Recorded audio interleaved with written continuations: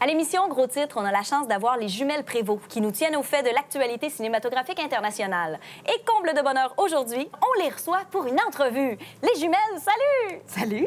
Là, ta jumelle n'a pas pu venir aujourd'hui? Non, c'est ça. J'ai pas de jumelles, c'est un trucage. On coupe l'écran en deux, puis je me donne la réplique à moi-même.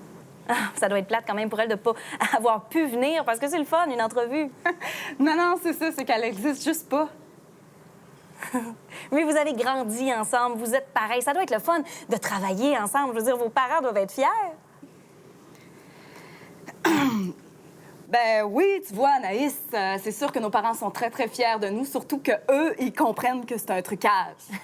Et là, j'imagine que vous êtes pareil. Nous, on voit pas de différence, mais vous devez en avoir. Est-ce que ta jumelle, des fois... Écoute, Anaïs, je pense qu'on va arrêter l'entrevue parce que je trouve ça vraiment lourd, je t'avoue.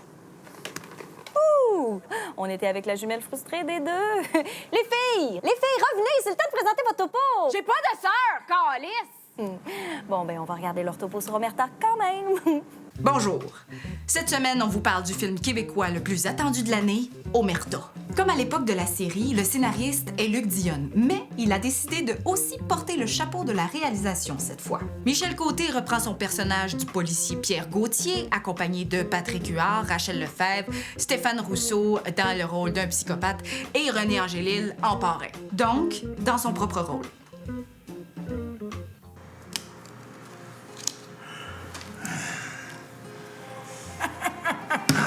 C'est plus facile de tuer un gars que de gagner aux cartes contre le parrain. Il faut juste que t'ailles la bonne main. Sauf si je te la coupe! C'est une joke! Elle est bonne. Attends que je la compte à Céline. Pourquoi, dans les films québécois, c'est toujours des humoristes qui jouent les méchants? Pourquoi? C'est vrai, il y a plein de bons comédiens à découvrir dans le registre de l'UDA. Dans le film Omerta, on se retrouve 13 ans après la série. Michel Côté est rendu à la tête d'une compagnie d'espionnage, Pulsar. Ça, c'est comme CSI. Cheap.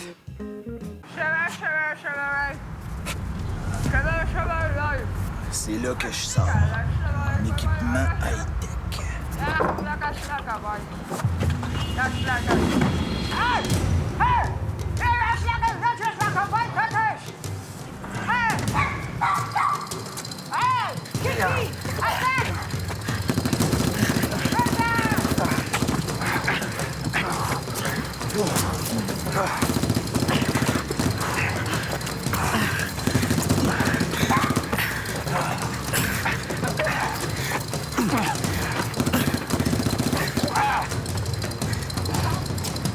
Pas pire, mais les ninjas sont visiblement ceinture jaune. Parlant de jaune, il y a Rachel Lefebvre aussi, la belle agent double anglophone qui sont allés chercher dans Twilight. Wouhou! Elle a comme toujours un petit ton décalé, comment dire, un style... vampire? Presque. Américain. Donne-moi-en des scènes de striptease, puis je vais te la monter ta cote au box-office.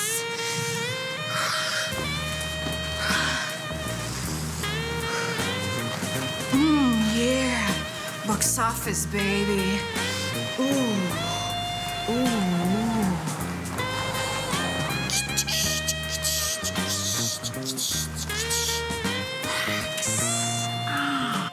Elle l'a même pas mordu. Les comédiens sont relativement bons, mais la grosse lacune reste l'histoire. C'est pas facile mettre une saison de 12 épisodes en 1h30, tu sauras. Ben c'est ça le problème, ils ont essayé. Ah, c'est ça que tu voulais dire. L'intrigue est inégale, ou bien on tourne les coins ronds, ou bien c'est trop compliqué. Ah. Là, écoute-moi bien parce qu'on n'a pas beaucoup de temps. Right. Ce gars-là, ici, il travaille pour le parrain. C'est le complice à Cohen, le psychopathe. OK. Lui, ici, il surveille ce gars-là. Ça, c'est l'adjoint du parrain. Puis c'est un agent double à nous autres. J'ai super ça. Puis celui-là, ici, ça, là, c'est la tante du beau-frère à Brad Pitt. Ben, son cousin, là, Yeah? ben, c'est toi. Fuck yeah! J'ai tellement aimé la série. Mes attentes étaient peut-être trop élevées. Donne donc une note, Anne. Ah, moi? Capote pas, là, je te fais faire la job sale. Puis si tu donnes pas une bonne réponse, je te tue. Hein? Ça, c'est Omerta. Ben, Le problème du film, c'est que ça aurait pas dû s'appeler Omerta. C'est ça qui crée des attentes. Dans le fond, c'est un film policier ordinaire, mais divertissant. Fait que t'en dis quoi, Anne? J'en dis 5? Non, 4? 4 sur 10. Ouais. Bonne réponse. J'ai fait pipi.